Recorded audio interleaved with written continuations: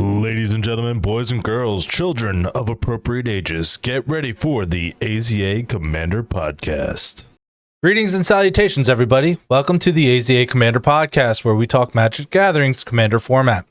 My name is a Zombie Apocalypse. You can find my gameplay videos and Magic and other games on Twitch and YouTube. Hello there, my friends. My name is JetterX, but you can call me Tim for short. I occasionally stream MTG Arena on Twitch. You can also find me playing Commander with my friend Zombie and other randos on his Twitch stream. Before we get started today, we want to remind you the best way to support the podcast is to watch this video and others on YouTube and tune in to our streams on Twitch. Links will be in the description below.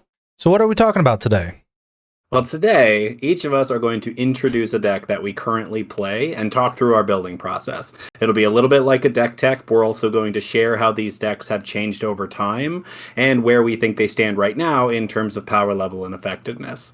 So I'm going to let Zombie go first today. He's going to describe his deck. We're going to go back and forth talking through the details of it. So kick us off today. Tell us the Commander deck that you're going to talk about. So today, the Commander we're going to talk about is my Garth One-Eyed deck. I like to call it the Revolving Door, but you don't know that name until after the game. The Rule Zero conversation I like to have with it is there's a lot of powerful cards in the deck. There's only one way to win. I will not attack you. Unless if I get a small bonus. I won't kill you with damage, but I will try to kill you. So the funny thing is, what attracted me to this commander was the spells that you can cast from it. Because at first, the deck started off as Kenrith, but I ended up wanting to draw cards from the commander itself too much, right? Because 4 mana for 1 card is not a very good rate that I wanted to pay. And I wasn't really using the haste. I wasn't really using any of the other abilities except to maybe gain life if I got a little low.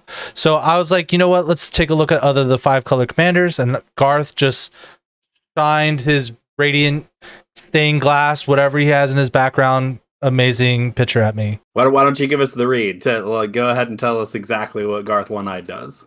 Okay, so Garth One-Eyed, he is Wooburg for a 5/5 legendary human wizard. It says choose a card name or tap. Choose a card name that has not been chosen from among Disenchant, Brain Geyser, Terror, Shivan Dragon, and Regrowth, and Black Lotus. Create a copy of that card with the chosen name. You may cast that copy. You still pay its costs.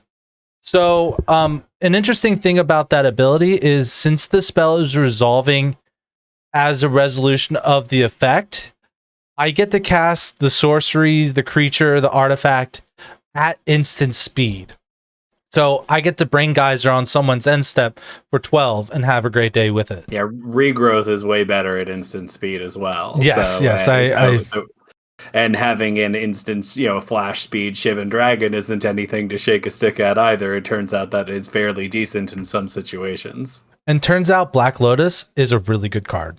Yeah, it seems to be. Most people haven't heard of it, right? But yeah, not in this format anyway. Pretty effective to have an extra 3 mana for just whatever. So there is a theme to the deck. The theme to the deck is Door to Nothingness, and I'm going to kill you with it. So Door to Nothingness is a 5-mana artifact. It enters the battlefield tap. I can pay double Wooburg, tap, and sacrifice Door to Nothingness, and target player loses the game. So I call it the Revolving Door because you just keep going through it and going through it and going through it until I kill everybody. So that's the main theme of the deck, and that's what it does. It does everything in its power to do that ability. So we have a breakdown of the main categories of cards. We have card draw, ramp, single targeted removal, and board wipes. The numbers look really weird with this deck, and I'll explain that further on. So for the card draw category, I only have about 4.5 cards that draw me cards. I do have 10 ramp spells, but I also have spells that cost more than you would want your ramp category to be in, but they boost my mana like crazy. And then single target removal is 9. I am throwing counter spells in there for that because it is removing one of my problems. It just has to happen at a specific time. And I have 7 board wipes because this deck really wants to slow the game down to the point where I can get my critical mass and kick you through a door. And I think that you can really see in the breakdown that you have here that, especially in the card draw, as you mentioned, your commander has card draw built into him, which really, having played against the deck enough times, I can tell you that almost always happens. Almost every game I've seen you play with that deck, you're going to see Brain Geyser happen. At least once. At least once. And really the way that commander often happens, the first time your commander's out, he has one instance of each of those each of those cards. But then when he dies and you cast him again, you get to do them all again. Or I flicker him. That's another thing I can do too. That's right. And it's important to know that he has the commander has a couple of targeted removal spells built in Disenchant and Terror.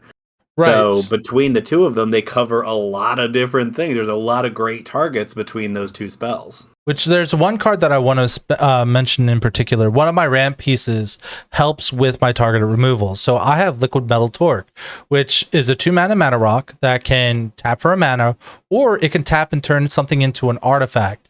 But Disenchant also gets artifacts. So I find myself turning something into an artifact and killing it with Disenchant versus using Terror, because it turns out black is a pretty common color in the commander format. So I find myself a lot of times struggling to even cast Terror because most of the creatures on the board are black that I have a problem with. Yeah, it's a great workaround to be able to turn a black creature into an artifact, and now suddenly Disenchant kills it even though Terror still doesn't. It works really great. Right. So the main win cons of the deck are so the only win con in the deck is Door to Nothingness, but there's some other really important cards that come with the purview here. And the first one is Tawnos, Urza's Apprentice. He is a blue-red, a legendary creature, human artificer. He is a 1/3 haste, but his stats don't really matter. But for a blue and a red, I can copy target activated or triggered ability you control from an artifact source. You may choose new targets for the copy. So turns out Door to Nothingness is an artifact, and I would love to change targets because let's kill 2 people at once. Another card that's very good at doing that as well is Rings to Brighthearth, which is very similar. It is an artifact. Let me find it here on my list. Rings of Brighthearth. It is a 3-mana artifact. Whenever you activate an ability, if it isn't a mana ability, you may pay 2. If you do, copy that ability. You may choose new targets. So again, I just have another copy of Door to Nothingness for only 2 mana instead of 10. Seems really good. Other cards that really are really important in this strategy is Amulet of Vigor, because I try to play Door to Nothingness when it's too late. So a way to help me with that is Amulet of Vigor. Whenever a permanent enters the battlefield tapped under your control, untap it. So what that allows me to do is play Amulet of Vigor, pay to Door to Nothingness, and I always play Door to Nothingness first. Because if I were to play like Tawnos first, or maybe I should, now that I'm thinking about, maybe I should play Tawnos first, and then so if the door resolves, I can immediately crack it. So there's like less of a time of them knowing about the door. Maybe, I don't know. I never really thought. I haven't gone too deep into that because usually I have protection in my hand that I can counter the disruption or whatever. That brings up an interesting question, though. So, like, I know that you play the deck with this kind of sense of secrecy, right? It's the secret commander piece, where obviously Garth One Eye is the actual commander, but really there's a secret commander in this deck, and it's Door to Nothingness. And you play it with this sense of secrecy, but do you think that secrecy has a huge impact on people interacting with it? I honestly don't know. I mean, I end up being public enemy number 1 anyway because of how powerful the cards that I run in the deck. So a lot of the times, everyone on the table is trying to kill me first because there's just really powerful cards, and the deck list is in the link below. Check it out, and you can see how powerful the cards are. So, but the last part of the win con that doesn't necessarily help me win, it just makes the math a whole lot easier, is Mycosynth Lattice. So what that does, it says all permanents are artifacts in addition to their other types.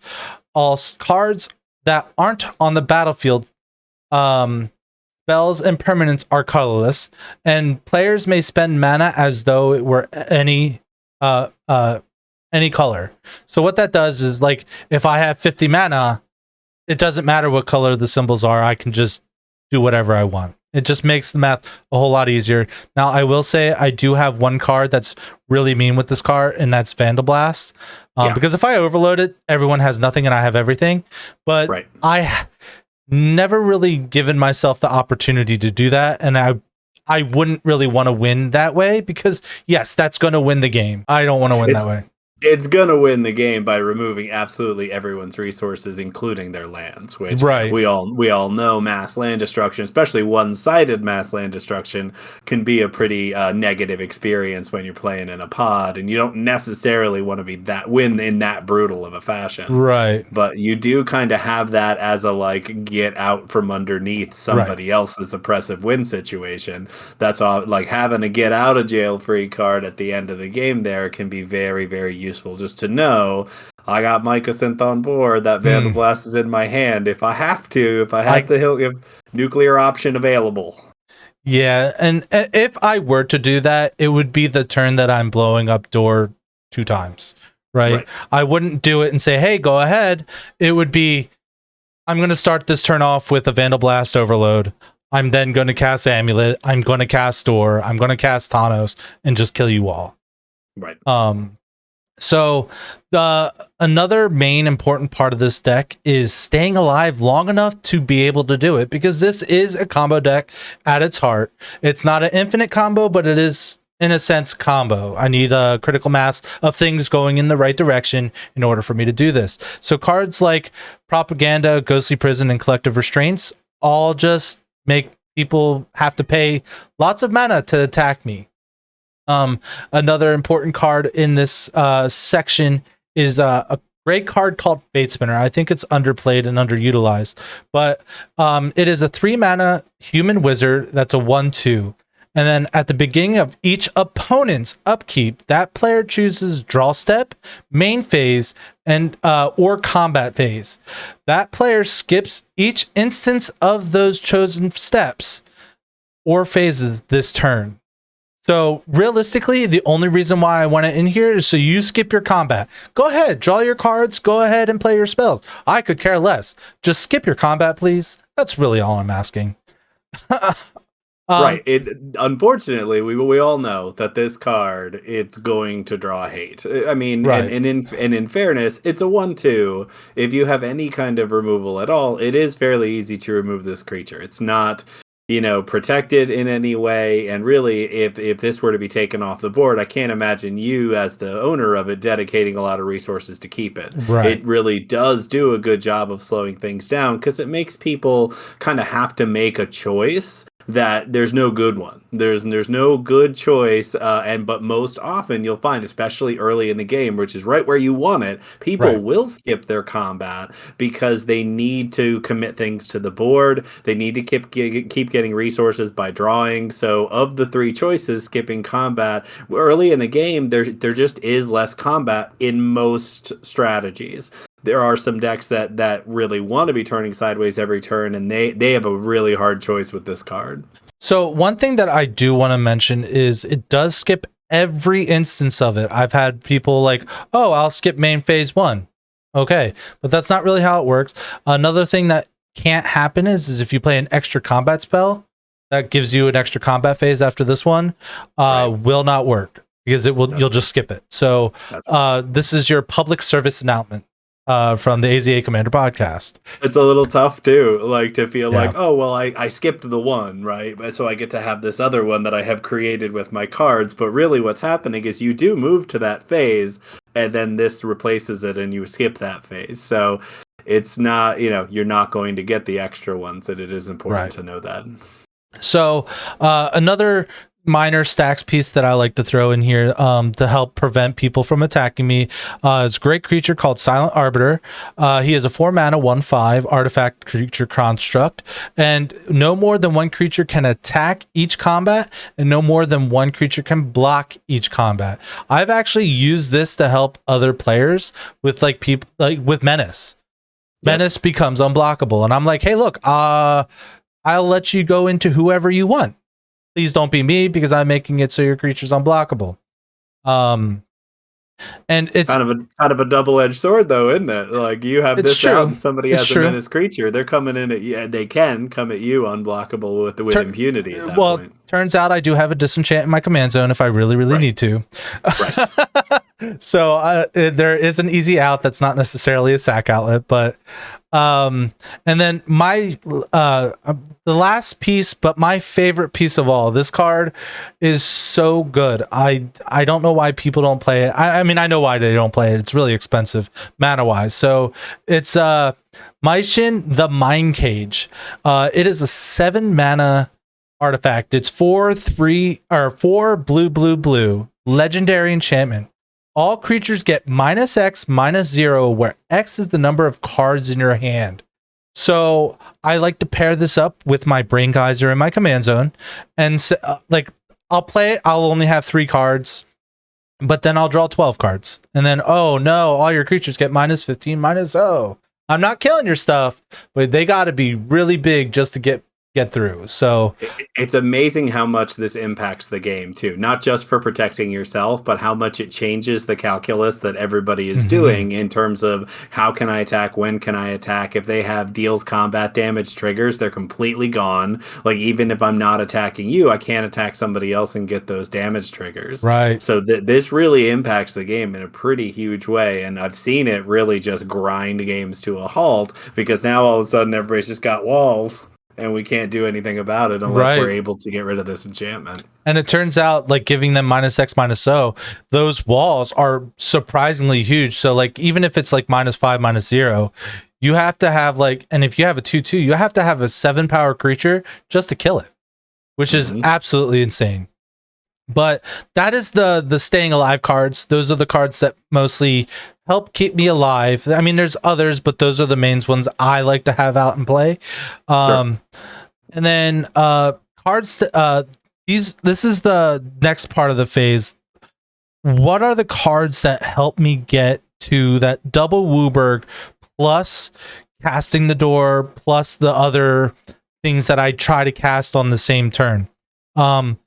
Really great card.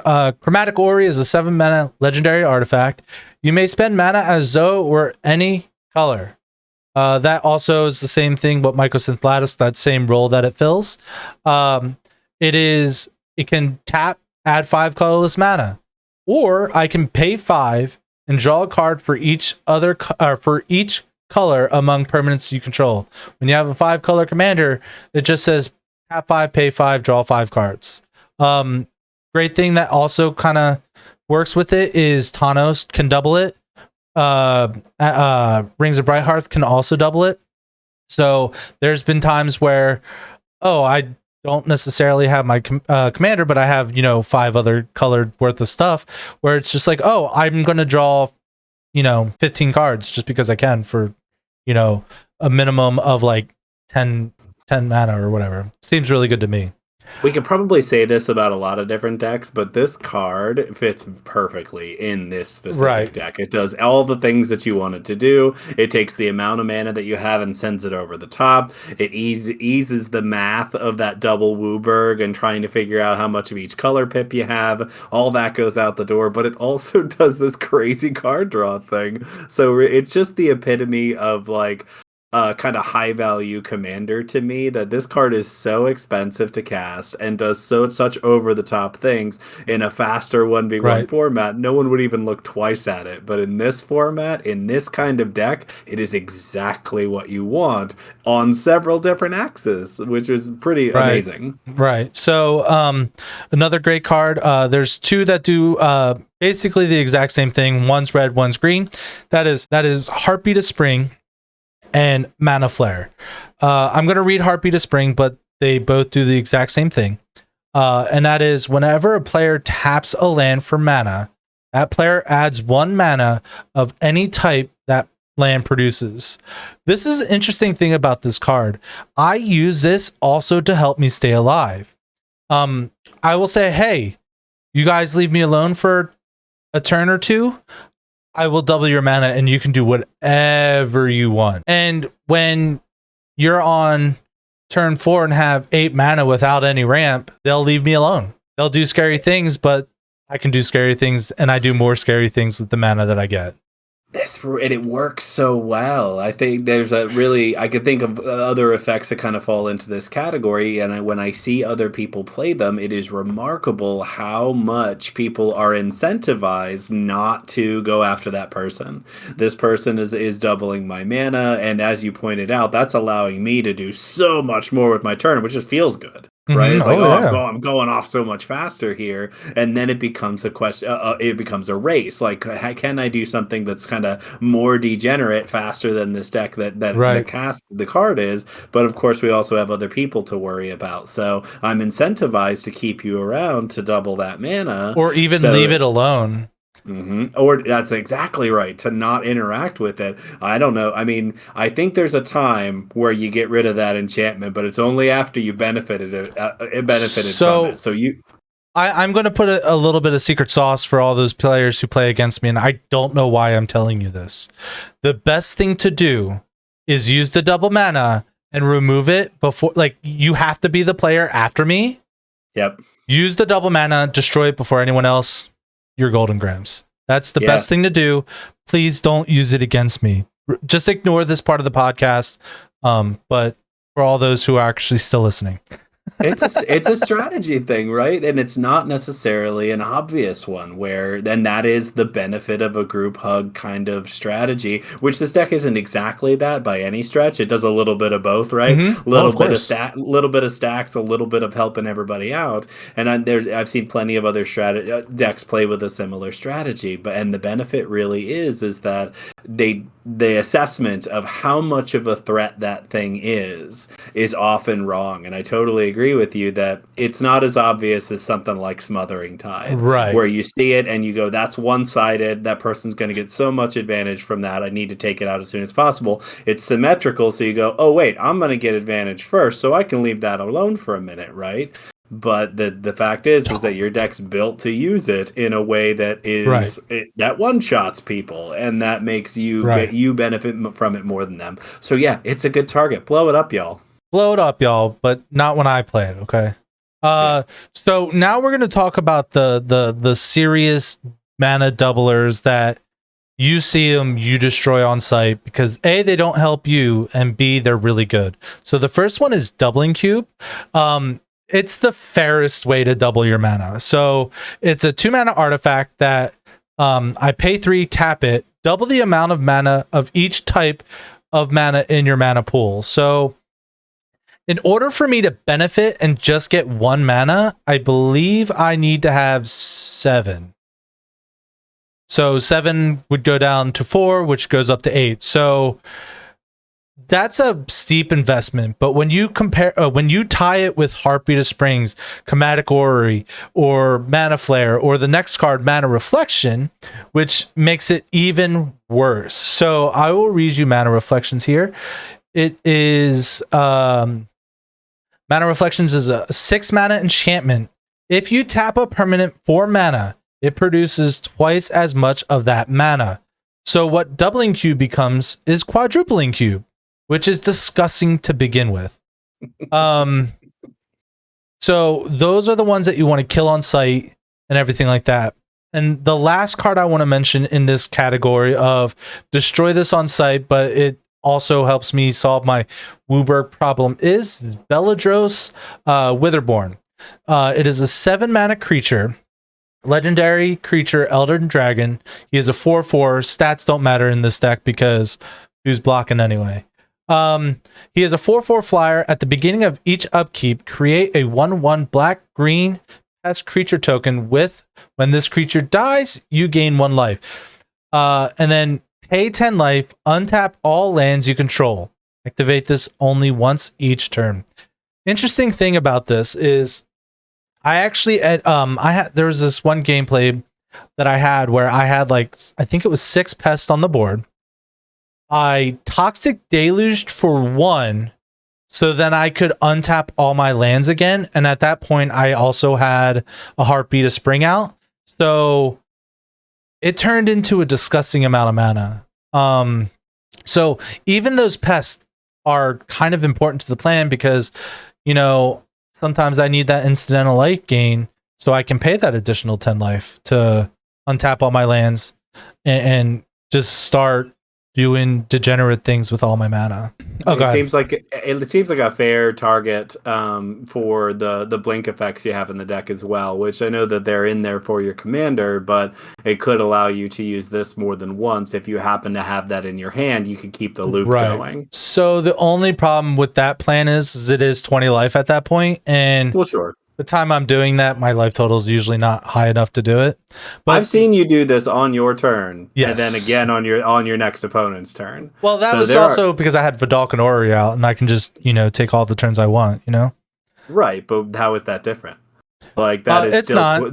Your argument is that it's 20 life, and that's. But frankly, again, I've seen you play this deck, and you are able to usually keep yourself from taking any damage early on in the game under certain circumstances. So, I mean, just pointing out that you could, if you wanted to, cast one of the blink creatures and keep use it more than once and get to an even higher amount of mana if you needed to. So I do want to mention some of the things that have changed over time from its initial inception of it on spelltable or on Moxfield, which please sponsor me. Would love that. I had a lot of untappers. So I could untap the artifact ramp that I had, so I could untap my commander and recast multiple spells on the same turn. And I removed a lot of my artifact recursion. So I had a lot of cards that I could sacrifice an artifact to put from my graveyard back into play because I was afraid that I wouldn't be able to have door out. Like I wanted to, because like if it's in my graveyard, I can't use it to kill people with door.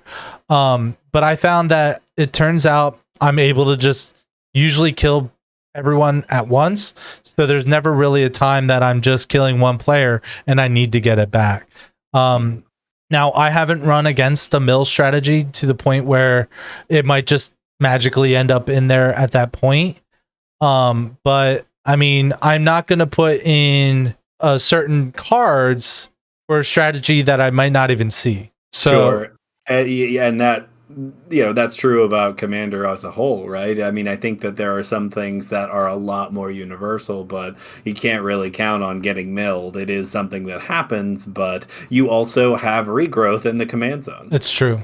It's true. And I realized it turns out I do end up using that regrowth to get whatever I need back more often than I thought I would when I first picked the commander. Such a powerful old card, and we've seen anything that kind of vaguely resembles it be incredibly good, right? Because it doesn't care what you're getting out of your graveyard. It says get any card out of your graveyard for 2 extra mana. Yeah. Turns out I have a lot of good cards in this deck. Yeah. And you have more mana than you know what to do with most of the time. So adding 2 to the cost of whatever, I mean, and I can see that. And I'm interested to know, though, since you mentioned the untappers, so what was it about those that felt like it wasn't working? So I found that I had too many of them, that it was getting to the point where it's like, and like they would be dead cards in my hand. Like I originally put them in there to get door untapped the turn I play it. That was the main reason. And yes, I had some other side benefits that went with it as well, but I just found that they were dead cards in my hand. I didn't want to cast them because I wanted to cast other cards. So like if I don't want to cast a card, why are they in the deck? And it wasn't, because I think the idea itself worked, but with my particular play style, I found that I didn't want to play those particular cards because like I would rather play a 3 mana like don't hurt me spell versus a 3 mana, I'm going to untap something that I don't even have yet. And I think that there's a great kind of commander strategy buried in there, which is when you're playing a deck, pay attention to the cards that you find yourself not wanting to play, the cards that are in your hand, and you just can't find the right time to put them out, or you keep finding something else that is better. Like if that consistently happens, there's a good chance that it actually just doesn't fulfill the need that you want it to. Like you probably put the card in there thinking this is going to do this specific thing in this situation, and that's going to be great. And then instead you find when you get it, it doesn't do that thing because you already have something that does that thing. In this case, untapping the door. How important is it to the strategy actually? And how and I think the answer is that it's not as important as you originally thought it was, Right. because you had ways to get around it to kind of jump through that hoop in a different way. So having the untapper, it didn't really make as much extra mana as you hoped it would. It basically made an expensive mana dork, and you're like, this isn't really doing what I want it to. So right. that makes a lot of sense to me. I do intend to make more changes, but we'll discuss that in a little bit. So, I do want to discuss the strengths and weaknesses of the deck. One of the strengths that I really like about the deck is it does a really good job of slowing everything down to the point where I can get my critical mass and just go off. But one of the biggest weaknesses are really, really aggressive decks that can pump out and just get crazy large creatures super quickly. And if they go just for me, I'm in trouble. Luckily, there is 2 other players that aren't me that they can attack. And early on, I'm playing not as scary things, so it doesn't seem like I'm the initial threat at first. And then all of a sudden, I start doing a whole bunch of stuff at once. So those are the ways that I kind of have mitigated those weaknesses. And yeah, those are the strengths and weaknesses of the decks. I do. Oh, go ahead. I think that the secrecy that we talked about earlier definitely plays into this, where it is you tell people like, listen, there's only one win condition for the deck. This is how I'm going to. I'm not going to tell you what it is, but I am going to tell you that I refuse to win any other way. So they see you doing what you're doing, and it's not surprising. You're kind of boarding up over on your side. Sometimes you're doing stuff that helps everybody, sometimes it doesn't help so much, but you're definitely slowing everything down. But most people, at least in my experience, a lot of commander decks want to go over the top. Right. So they don't really respond to that slow everything down with as much kind of fervor or with as much kind of threat assessment as maybe they should. And that allows you to get to that point. So that beginning strategy, it really is part of it is the kind of political strategy of how you explain your deck when you first reveal it. Right. And I think that's very valuable to slowing it down. Right. To kind of slowing down everybody's want to come at you. So there is a few changes that I want to make in the future. I'm just going to explain one of the cards, but I do intend to add more like this. Is I have decent amount of tutors in the deck, and not that I'm not happy with them, but I turned out that some people like to kill Garth, and I don't get the opportunity to cast Brain Geyser until really late in the game. And sometimes I'm sitting with no cards in hand, and I'm like, okay, I'm going to cast Garth again. Okay, I'm going to cast Garth again. Okay, I'm going to cast Garth again. And then, like, I've soaked up enough of their removal that I can then, okay, here we go. I'm going to add extra spells. The one that I have highlighted in particular is Finale of Revelations. It's 2 blue and X. It's a sorcery. But it says draw X cards. If X is greater than 10, I untap 6 lands, and I believe there's no maximum hand size involved in there somewhere. That's right. That goes off when X gets 10 as well. So the reason why I picked this particular card is it does untap 6 lands, and I do have things that make my lands produce double. So like even if X is 10 and I only had to tap 6 lands to do it, right? I'm getting all my mana back for free. So I drew the 10 cards and I have my 12 mana back. So that's one of the main reasons why I chose that. And then I chose like Sphinx's Revelation because it is an instant. And then Stinging Study is another really good one. Pay 5, draw 5, lose 5. So Tim, do you have any cards that you think would go really good in the deck that I might have just overseen?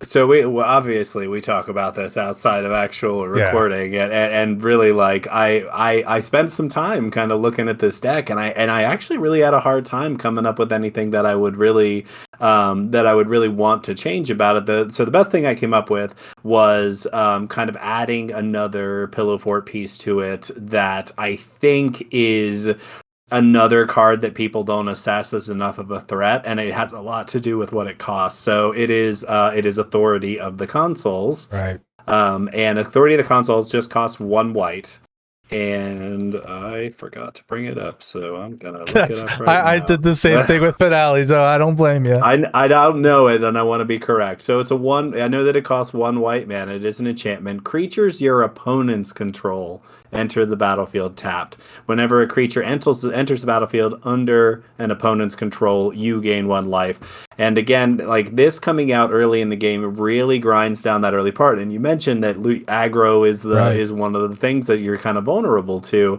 This really checks that because it basically turns off haste unless they have a way to deal with it. And it also has that incidental life gain, which there are a lot of decks that get a lot of tokens out that they have no intention of attacking with, that are just used for other reasons. So it slows down aristocrat strategies, it slows down aggressive strategies, and ultimately just gains you a fair amount of life, especially in the early game, for the cost of just 1 white mana.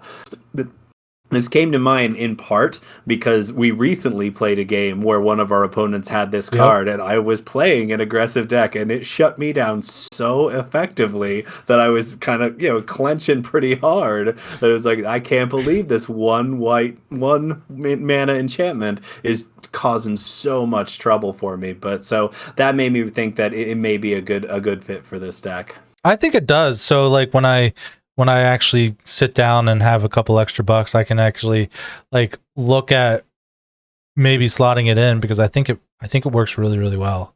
Look, it's an $11.50 card. I had no idea. It's really good. Yeah, it is. It is good. Yeah. So that's everything you need to know about Garth One-Eyed. If you wanted to purchase it, it is very expensive. I don't want to talk about the numbers. But you know what? You get to try it on Moxfield for free. So I strongly advise giving it a look, maybe trying it out in your next spell table game. So Tim, what commander did you bring for us today? So I brought a deck that I affectionately refer to as Saheeli's Artifact Emporium. And it is Saheeli the Gifted. It is a planeswalker. It was from the pre-con cycle where all of the commanders were planeswalkers.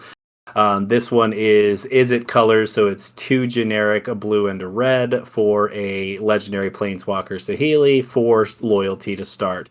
The first +1 is create a 1/1 colorless servo artifact creature token. It's important that it is an artifact. +1 is the next spell you cast this turn costs 1 generic less for each artifact you control as you cast it. And then the -7 reads, for each artifact you control, create a token that's a copy of it. Then those tokens gain haste. Exile those tokens at the beginning of the next end step. So for every artifact you have on board, you make a token copy. They also get haste, and they die at the end of the turn. They're exiled at the end of the turn. That's going to be really important because, remarkably, this planeswalker, you do get to the ultimate. It happens. It takes several turns to get there, but it does a good job of protecting itself, and the other cards in the deck do so as well. I usually have a board of either servos or thopters or both. Right. So, and people don't necessarily prioritize destroying it. And that is the case, I think, with a lot of the planeswalkers that you can play as a commander, is people see it and they go, okay, I have time to deal with that. Except for Windgrace. Everyone hates Windgrace. Though I've seen you play that deck, and I believe it is the same thing, where people don't properly threat assess it, and they have that thought where they go, "Am I going to take the time off now to get rid of a planeswalker that they can just then cast again?" And I think there's a lot of parallels. That's the key part is that I can cast again. That's right. And really that is true about both of these decks. That parallel is very, very true about both that Windgrace deck and this Saheeli deck, is that they're very capable of getting to a gigantic amount of mana. So recasting the commander is just actually not that big a deal. Right. So that really disincentivizes people from attacking it, or at the very least from killing it. People will attack it to try to keep it from ultimate, but not commit as much enough resources to try to kill it if they have other options. And I love that, because really the second -1 is the bread and butter of this deck. It is what this deck is actually trying to do. What makes it better is it's a +1. So at least Windgrace, they can stop me from getting lands from my graveyard into play. Both your main abilities are pluses, so it's not like they have to kill it or you get it. So I that's one really key distinction that I want to make sure everyone know, that they're both pluses, man. Like that's why it's so easy for him to ultimate, because like it's just no matter what, it's going up one and it's getting one step closer to that ultimate, and that ultimate is absolutely disgusting when it goes off. Right, and it is so the second +1, the next spell you cast costs 1 generic less for each artifact you have. So obviously, the Planeswalker itself creates artifact tokens, so it can kind of get there on its own. In a vacuum, it can create a kind of, as you mentioned earlier, critical mass of artifacts that makes every turn I'm getting more and more value out of that. So when I do a rule 0 for this deck, I usually, most people have at least seen it. It's old enough now that this is a card people are fairly familiar with. And I always said, this is, at this point, one of my most powerful decks. I say that it is easily an 8. And the only reason I don't qualify it as a CEDH deck is that it is not lightning fast. It doesn't really do stuff. It doesn't really go super hard in the first 3 turns of the game. Although it is the deck that got my Jeweled Lotus, because it's an artifact and it does allow me to cast Saheeli on turn 2. It is the deck, the commander deck I have, where this makes the most sense to me, because I also have ways of potentially getting that Jeweled Lotus back. Even though there isn't necessarily a lot of value, I can turn it into a 0 casting cost artifact that just does other things. So I was about to say, the nice thing about that with your commander is Jeweled Lotus turns into a kind of like a mini mana dork for everything else, because that's just one more artifact on your board. So the rule, and again, to finish up the rule 0 thing, I do think that it is a solid 8. It has a lot of, frankly, really expensive and really powerful cards in it. It does have my Mana Vault and my Jeweled Lotus in it. So it really, like, in terms of actual financial expense, it's definitely the most expensive one, and it has the closest thing to what I consider to be fast mana, because it does have a 0 casting cost mana rock, and it's got Mana Vault, which I consider to make that list as well. And it has a lot of ways to abuse Mana Vault as well. So it ends up getting a lot of value out of it when not necessarily taking damage or having to put 4 mana in to untap it. So what attracted you to the commander that you chose? So originally, as I said, it was the precon from that whole cycle of precons where the commanders were planeswalkers. So I just purchased it at first, and I already had at least some very old school support. Part of what attracted me to it is that I was an avid player during the Mirrodin block. And during that time, there were a lot of like really powerful, for that era, like super overpowered artifacts that were printed, and I still had some of them. So I want, like, to give an example, one of them was Memnarch. And I gotta say, like, I'll end up coming back to this later, but I gotta tell you, this is one of those cards that I mentioned just a little while ago where I get it and I don't want to play it. Right. And there's a couple of different reasons for that. One of them is that I feel like it's a card that really puts a target on my back. That it's like, if I put this down and don't immediately do everything I need to with it, I'm now going to be everybody's target. I am public enemy number 1 when this hits the board. And so my feeling is that it may not be good enough for the amount of negative feedback that it gets. Well, so here's how I look at Memnarch, and that's I would love to like have a deck with it in it, but like, for Memnarch, if you want to steal something that's not an artifact, it costs 7 and I think 4 blue altogether. Where 3 blue altogether. 3 blue, sorry. But regardless, it's cheaper to just have a steal your creature control magic or other effects that do very similar things that doesn't cost 7 mana upfront and then 7 mana again. Right.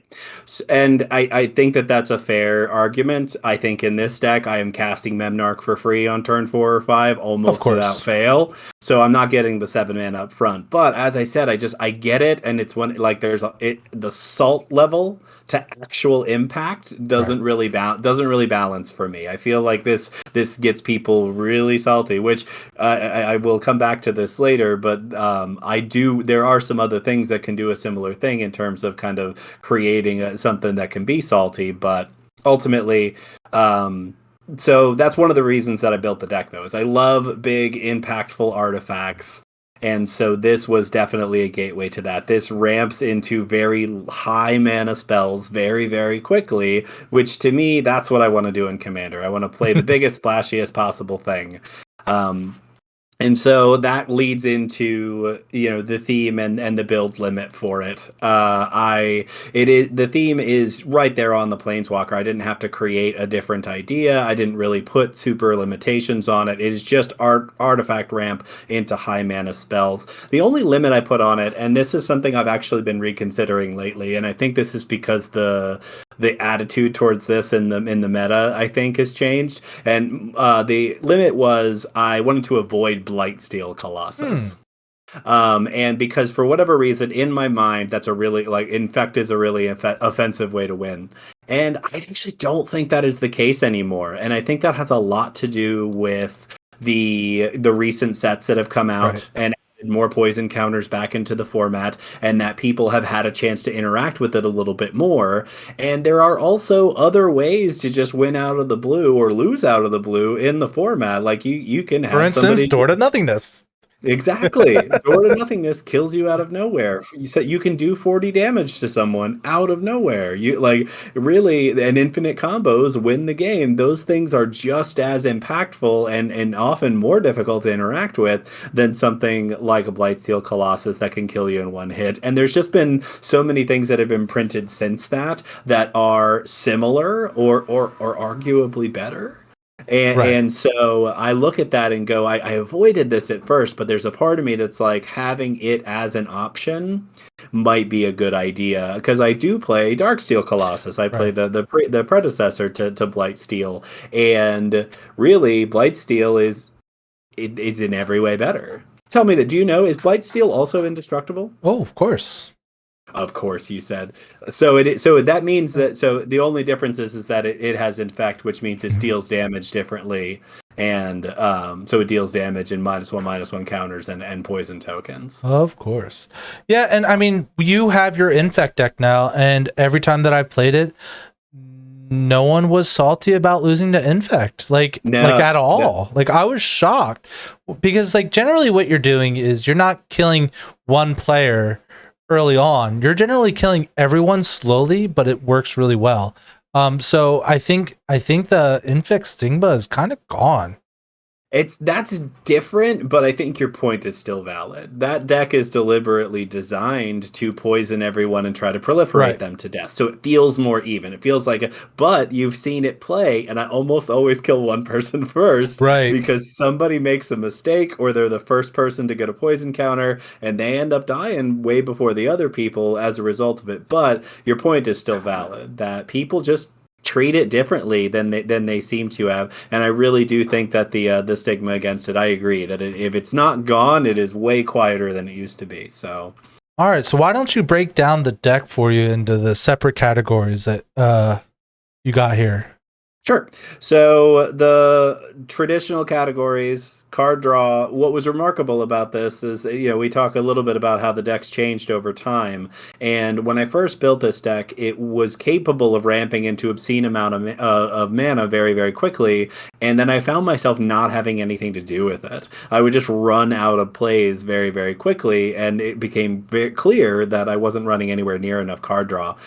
Today, after when I put the deck into Moxfield and actually looked at where I'm at, and this is after I don't even know how many updates, I have 11 to 12 actual card draw spells, cards that, I'm going to include Skull Clamp in that list, for Of course. example.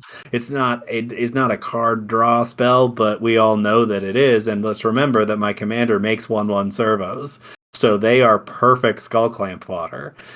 So Skull Clamp goes very, very well in this deck. But there's 11 to 12 in the deck now, and there's actually incidental things that I didn't count on that list that I do believe could very well be counted on the list. For example, the reality chip is one of them. And Oh yeah. the reality chip is like a future sight for you old fogies, but it's a little bit slower. So reality chip is 1 and a blue for an 0/4. Look at the top card of your library at any time. As long as the reality chip is attached to a creature, you may play lands and cast spells from the top of your library. Forgot to mention that it is an equipment jellyfish, which is a type of creature that exists now. It makes me And excited. Right, and it is reconfigure for 2 and a blue. So it actually costs the same overall as Future Sight did originally, because Future Sight was Right. 2 and 3 blue. So it's 2 to start, 3 to reconfigure, and then you get a Future Sight. You get to play lands and cast spells off the top of your library. Not technically card draw, so it's not counted in that 11 to 12 list I was talking about. In terms of ramp, I did the count today, and I actually have 13 mana rocks. You can definitely count my commander as a ramp spell, and I also have Urza Lord High Artificer in the deck, which I just bought that card, and I still have not seen it in a game. But we all know what it does, and I'm not going to explain it here today because it's not, I don't think. Anyway, it is incredibly effective at creating extra mana. So there is a lot of ramp in the deck, and as a matter of fact, maybe even too much. Something I'm looking to kind of review here in the near future. As far as targeted removal, I have 5 cards that interact with the board in a targeted way. So they are a little complex because it's not as simple as saying destroy that thing, but there are a couple of cards. Spine of Ishsa is one of them. Mm-hmm. Yeah. Ulamog, the Ceaseless Hunger. These cards destroy permanents, but they are incredibly high mana to cast. I also run 3 counter spells, and I do consider them to be targeted removal in a very roundabout way. I also have 4 board wipes in the deck. All 3 of them, rather, are artifacts, and 1 of them is Blasphemous Act. Okay. So now moving on to like what the deck does, the utility or theme cards. So the win condition. This is probably one of the things that has changed the most over time. When I first bought the deck, I was trying to win with, Bosch the Iron Golem, flinging giant artifacts at people's faces. And one of the win conditions from that time has kind of persisted, and I'll get back to that here in a second. But the one that has kind of come about over time is just the biggest, most powerful, expensive, colorless cards that I can find. And that is Ulamog the Ceaseless Hunger. He's a good one. Which is Ulamog. Oh man, that's the wrong printing. Look at that. I'm looking at it on Moxfield, and it's giving me the cereal box printing. So I'll do it from memory. It's 10 colorless mana. Ulamog is a 10/10. It is indestructible. When you cast it, you may exile 2 target permanents. So importantly, cast trigger. And really, if you know how the timing rules and everything works, cast trigger is going to be a lot harder to interact with. It's not an ETB. If you counter the creature, you can counter the creature. I'm still going to blow 2 things up. It gets used for that purpose almost all the time. I was about to say in my Windgrace deck, Ulamog is a removal spell, not a way to win. It is a removal spell. It is both, although a very slow way to win if we're being fair. It just is. It's a very slow way to win because the other half of it is what really causes it to win, and it is on attack. When it attacks a player, that player exiles the top 20 cards of their library. So obviously in Commander, 100-card format, takes quite a while to mill somebody out that way. So the other big colorless cards, Kozilek the Great Distortion, which is another Eldrazi, 8 and 2 colorless specific, 12/12 when you cast it. If you have fewer than 7 cards, draw cards equal to the difference. I did list this in the card draw spells. It also has Menace, and then discard a converted mana, a card with converted mana cost X, counter target spell with converted mana cost X. And when this deck has a card full of hands, I really do. If you look at the curve on Moxfield, it's pretty remarkable because once you get to 5, it's just all the way up to like 10. It's a very even number of cards. So I actually have a perfect, I shouldn't say perfect, I have a very good spread of different CMCs. So Kozilek ends up being very, very good. So did you count that as one of your counter spells? I did not, now that you mention it. That is not one of the counter spells that I counted. Yeah, but to be fair, I've actually never seen you use Kozilek's counter side of things either. So I have, but you are right to say that it does not really. When I'm getting to the point where I'm casting them, most of the time I usually have things on lock already. right. So, and then finally, the other big happy colorless spell that I play is Ugin, the Spirit Dragon, and this is a personal favorite of mine. I just love this card. It's So definitely a yeah, it's a pet card, and really it goes very well in this deck because the minus X, while it can blow up some of my stuff, there's a lot of stuff that's going to get spared. I have a lot of artifact creatures in the deck, so a lot of those they get missed by the minus X. So Ugin is a generic to cast. It's a legendary planeswalker, and it is 7 loyalty to start. First ability is a +2. Ugin Spirit Dragon deals 3 damage to any target, so just bolt whatever you like. The second ability is minus X. Exile each permanent with converted mana cost X or less. That's 1 or more colors. There's the important part of it. And then finally, the ultimate is -10. You gain 7 life, draw 7 cards, then put up to 7 permanent cards from your hand onto the battlefield. This deck actually plays with a very permanent heavy build. right. So really, if I do ever get to the ultimate, it's probably going to win me the game on the spot. Yeah, Seems fair. the other win conditions. The first one is the token combo I mentioned earlier. The big most important part about this is Brutaclad Telcore Engineer. This came with the original Saheeli pre-built, and it really was. It's the thing that has lasted the longest in the deck.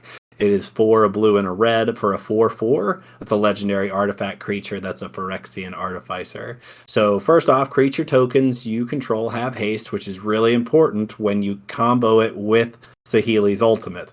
At the beginning of combat on your turn, you create a 2/1 blue Phyrexian Mirror artifact creature token. Then you may choose a token you control.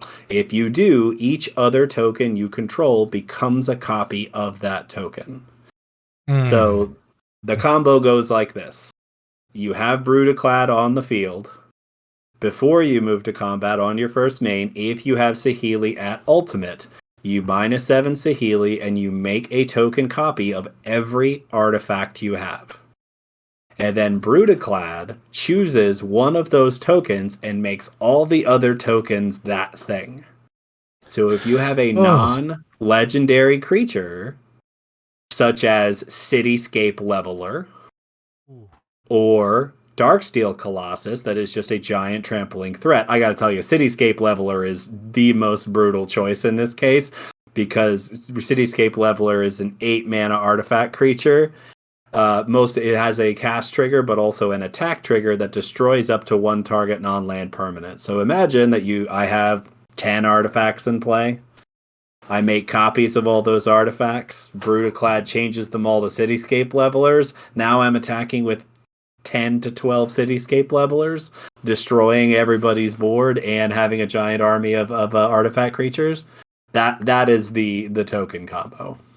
that's the turn I want to cast Vandal Blast Overload with like a It is, and that's why the counter spells are in the deck. I know we've had this conversation before. Mm, I've actually thought one of the things that I would think about doing in this deck is actually adding more counter spells, especially the free ones. I do have, and by that I mean I have a Force of Will that's kind of sitting in my binder, just being a shiny card, but it's not really doing anything. And this is the deck for it, I think, because there's I plenty of often blue too. have.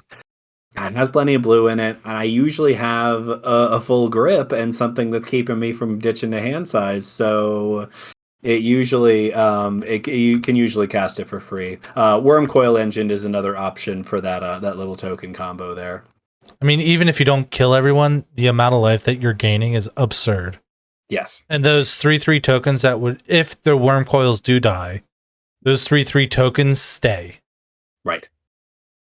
And really, like then it would have to be a door to nothingness to kill me, right? Yep, I'm all prepared. And then the last thing I wanted to mention in terms of win conditions, because this usually this I would say might be the most common way that I win the game, and it is getting a Darksteel Forge on board, and then getting one of the artifact-based destruction spells. So there are two of them, and I'll highlight one of them today. So the first one is Navineral's Disc, and the other one is Oblivion Stone. They're similar, but they do read a lot differently. But if you have a Darksteel Forge in play, that means all of my artifacts are indestructible. And then Navineral's Disc is 4 mana for an artifact. It does enter tap, but there are ways to get around that. And frankly, often I will put this on the board really early in the game and just keep it as a nuclear deterrent. And then you pay 1, you tap it, destroy all artifacts, creatures, and enchantments. Notably, you don't sacrifice this to do that. And for this reason, it tries to destroy itself and all other artifacts, creatures, and enchantments. But because Darksteel Forge is making it indestructible, it does not destroy. So it creates a kind of soft lock. And most of the time, once out on board, people don't scoop to that, but it really does kind of slow everything down quite a lot. The people usually have a way around that because there's plenty of exile effects to get rid of Darksteel Forge, but it takes that's when I become the arch enemy, and it really takes everybody to dismantle that combo. So, what are some? You have another category here: artifact matter cards. What kind of cards do you got in that section? A couple of these I wanted to mention just because they're relatively new, and I just actually put them in the deck fairly recently as well. The two that I'm going to talk about first, one of the ones I'm going to talk about here, it came out of the Mishra pre-built from Brothers War, and that pre-build actually gave me a lot of new tools to work with, and I was very grateful for it. The card's called Audacious Reshapers. It's 2 in a red. It's a 3/3 human artificer. You tap it and sacrifice an artifact. You reveal cards from the top of your library until you reveal an artifact card. Put that card onto the battlefield and the rest on the bottom in any order. Then Audacious Reshaper deals damage to you, meaning me, equal to the number of cards revealed this way. There's a pretty high, what's my artifact count in the deck? There's a pretty high number of artifacts in the deck, so 24. So I've really found that this card usually doesn't go very deep at all before I hit an artifact. And what it did is it introduced an element of randomness to the deck, which That's I really fun. It is. I like that in just about any build. I love having something that feels like spinning the wheel. Something that feels like there's a random element. I'm not really choosing what happens. I'm just going to see. The other one is Arkham Dagson, and he's 3 in a blue for a 2/2 human artificer. He is legendary. You tap him, target artifact creature's controller. It's got to be an artifact creature. Target artifact creature's controller sacrifices it. That player may search their library for a non-creature artifact and put it onto the battlefield, then shuffle. So this guy left alone gets you get to make a servo with the commander and search out whatever non-creature artifact you want out of the deck. There's Spine of Ishsa is able to target remove. Portal to Phyrexia is a localized board wipe. There are other options in terms of really effective utility artifacts that this guy can get. I have found him to be very good. And then I think the last one I'm going to mention here before moving on is a new enchantment that came out. It is called Artificer Class. It is 1 in a blue, and it's a class spell. There was a D&D set. This was actually from, I believe, the Baldur's Gate D&D cycle. So it actually has an ambient ability. Its normal level 1 is the first artifact spell you cast each turn costs 1 generic less. I miss this pretty much all the time. You can count on me missing this mana deduction just all the time. Then you can level it up for 1 in a blue to level 2. When it becomes level 2, you reveal cards from the top of your library until you reveal an artifact card. That goes in your hand, rest on the bottom in a random order. So 2 mana digs you to your next artifact. 6 mana for the level 3, 5 in a blue. The beginning of your end step. Create a token that's a copy of target artifact you control. There's a lot of artifacts in this deck with ETBs. And it's important to know that you level this up as a sorcery, and you get its effect at the end of that turn. So once this is cooking at the whole level, this usually draws an art of or an enchantment removal spell. But we know that enchantments are among the more difficult things to remove. People aren't necessarily prepared for them. So this guy, to me, it was just a newer card that really kind of gave again that random element because it digs for that first one, and then once you've got it cooking, it really makes a whole lot of makes a token of something very powerful every turn. So there is something I wanted to mention with Akum. You can use that aggressively too. You can get rid of a problem artifact creature an opponent has and just hope they don't have anything crazy artifact wise in their library, because not a lot of people will, like, most of the artifacts that are in people's libraries are soul rings or just mana rocks. But if you're getting rid of, a Blightsteel Colossus or something crazy like that with Akum, I'll give you a mana rock for that. Like, they do get to search, but your points. Oh, it's search. I thought it was reveal until you hit the next. No, it is search. Okay. But I do think that your point's really valid, especially when you consider things that are indestructible. Right. Because this does get around that, because it does target the play. It targets the controller. Target artifact creature. No, it targets the artifact creature, but it doesn't destroy it. They sacrifice it. Right. So it does get around indestructible. So Blightsteel, Darksteel Colossus, both of those are valid targets for this. If you think you can take the risk of letting them get whatever the next big thing is out of the thing. Right. It's specifically a non-artifact creature. So like if the creature part of it is the problem, you can deal with like other particular artifacts. I've never had to use it that way, but it's useful to kind of imagine that, to remember that that's what it does. Right. Okay, the last couple of things I'm going to talk about, I'm going to try to pick through these pretty quickly, and these are what I call cards that oil the engine, cards that just really make the deck hum really well. And the first one is Unwinding Clock. And this is just 4 mana for an artifact that reads, untap all artifacts you control during each other player's untap step. This deck plays with 4 artifact lands and all the rocks in the world. So this really turns into having more and more mana available on each person's turn. And there are a couple of different cards that allow you to kind of sink mana into them to do things. And this makes Unwinding Clock. It really makes the deck, I can cast just about whatever I want, whenever I want. It works very much like Seedborn Muse or other untap effects, but it's just for artifacts. Right. Urza Lord High Artificer. Again, I'm not going to spend a whole lot of time on this. Everybody knows that this is an incredibly good card. It's 2 blue for a 1/4. Legendary creature, Human Artificer. When Urza enters the battlefield, you create a colorless construct artifact token with this creature gets +1/+1 for each artifact. So he makes there's always a lot of artifacts. This token's usually very big. Most importantly, he also reads tap an untapped artifact you control to add a blue. He turns every artifact you have into a mana rock, and there's lots of tokens flying around that benefit from this. And then finally, you can pay 5 generic, shuffle your library, exile the top card. Until the end of turn, you may play it without paying its mana cost. So all those incredibly high casting cost things. A little bit of a nombo with X spells, but there's only a small handful of those in here. But then he also goes really good with Brutaclad too. Just even if it's just him and Brutaclad, you turn that 2/1 mirror into a construct. Now your board is just getting massive and massive with those 2 cards next to each other.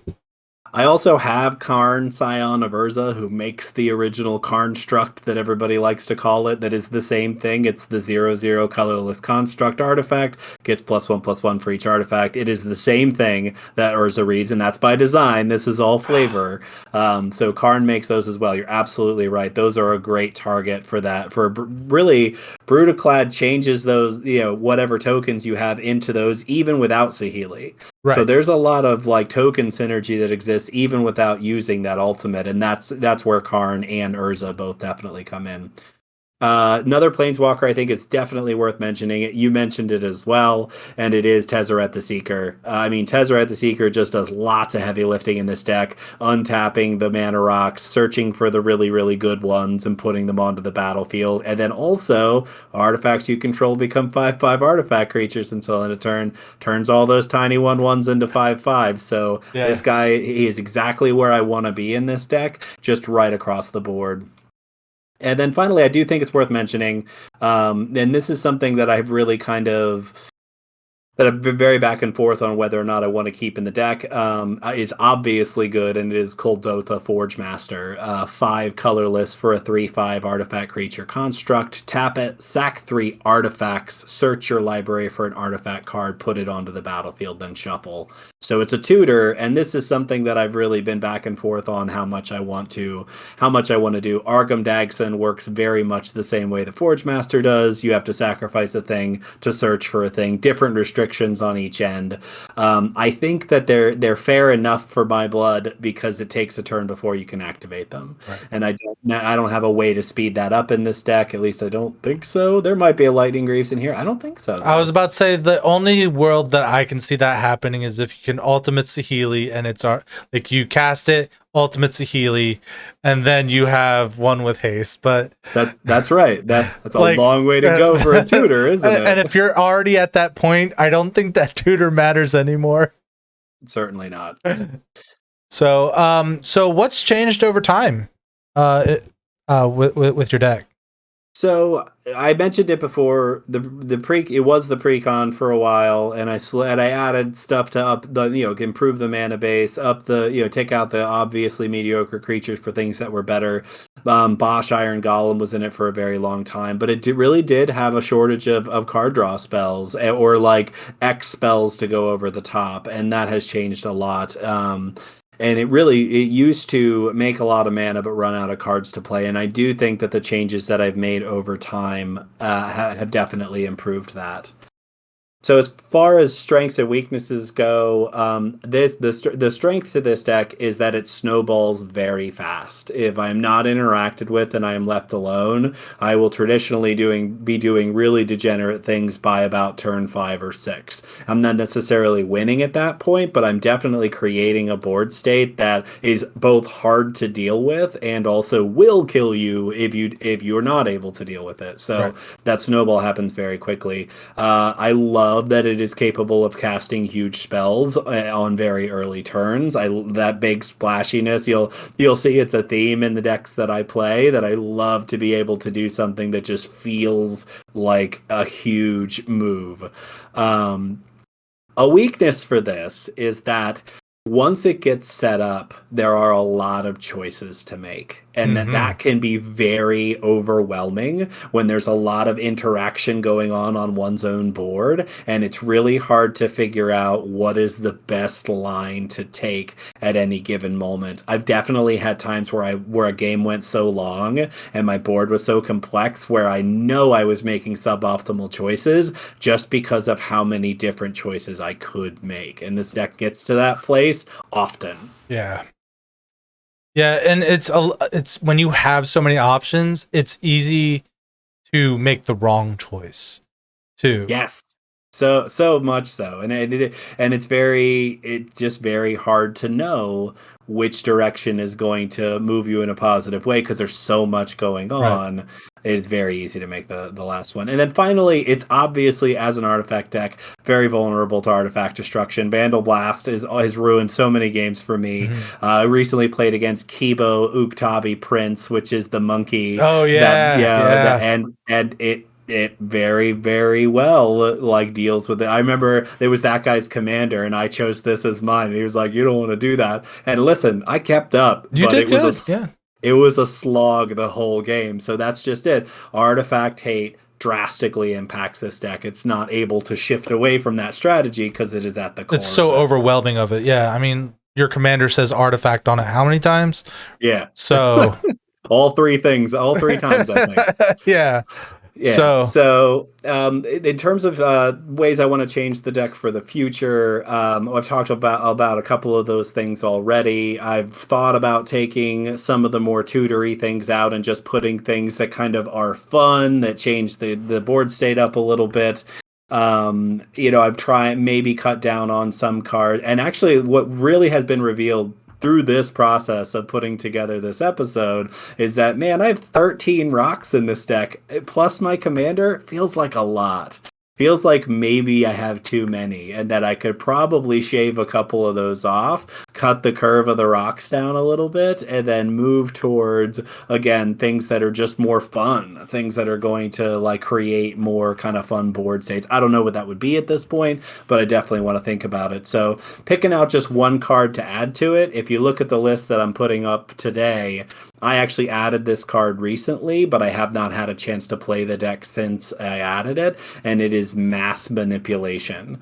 And this was what I was talking about earlier when I mentioned that it might be a little salt-inducing, but to me, this is the biggest, splashiest thing I can imagine. Like, if I have an abusive amount of mana, Mass Manipulation is a blue sorcery. It's XX and then quad blue.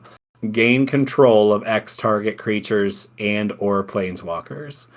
And I love the idea of casting this for such a big number that I literally gain control of everything on the board. That sounds like a lot of fun. Nothing would bring me more joy than to just say, you know what? I'm not going to destroy all of your stuff. I'm going to steal it all. Obviously hard to do on spelltable, but at that point, pretty sure people are going to consider scooping it up. And you have those tokens with Sharpie markers, so it turns out that's pretty good for it too. Absolutely. So the card that I was thinking of adding to your deck, this was before I got to see the final list and saw that you had 13 ram spells. One was Coveted Jewel. So it is a 6-mana artifact. When it enters the battlefield, draw 3 cards. It also can tap to add 3 mana of any color to your mana pool. And it says whenever one or more creature an opponent controls attacks you and aren't blocked, that player draws 3 cards and gains control of it. Untap it. So the reason why I was thinking this is it fix your card draw problem that I think we maybe have overcompensated this over in the last, 6 months, but you make a lot of small tokens that can sneak in and get through. You make a lot of Thopters, you make a lot of servos, so you can get this thing back if it gets stolen, but you also make a lot of chump blockers. So it's like, it's kind of hard to get through and it has to attack you. So then they have that other choice of, do I attack Saheeli or do I attack you to draw 3 cards? So it gives that other extra dynamic of protecting your commander without actually doing anything, right? Because your life total is a resource and you might as well use it to protect your commander too. Right. And I couldn't agree more. You mentioned this card before, and I look at it and think there's so many ways, especially considering that I'm probably not playing full value for it. I'm probably discounting it by, even on an average day, I'm discounting it by 3 or 4. So I'm playing it for 2 instead of 6, right. And that seems like a pretty huge 2 mana, value. draw 3, and gain additional mana seems really good to me. Right. So I mean, who knows? There may, and there's an element to this that I really like, and it is now I'm kind of egging people on. Like, yeah, come on, bring it on, baby. Let's see if we can kick this back and forth a little bit. And the more effects like that are on the board, I find that improves the quality of the game oftentimes. Yeah, so. I love the Monarch for that reason. Right. All right, well, friends, we are ready to scoop things up for today after giving you all this information about the decks. Just a couple of the decks. We got so many more that we could talk about, and hopefully we'll talk about in the future. So thank you kindly for spending this time with us on the ACA Commander podcast. I do want to take this opportunity to offer one final reminder that you can support this show and all of our other content by watching this and other videos on the YouTube page and by checking out our streams over on Twitch. You'll find those links in the descriptions. Thank you for watching and have a wonderful evening.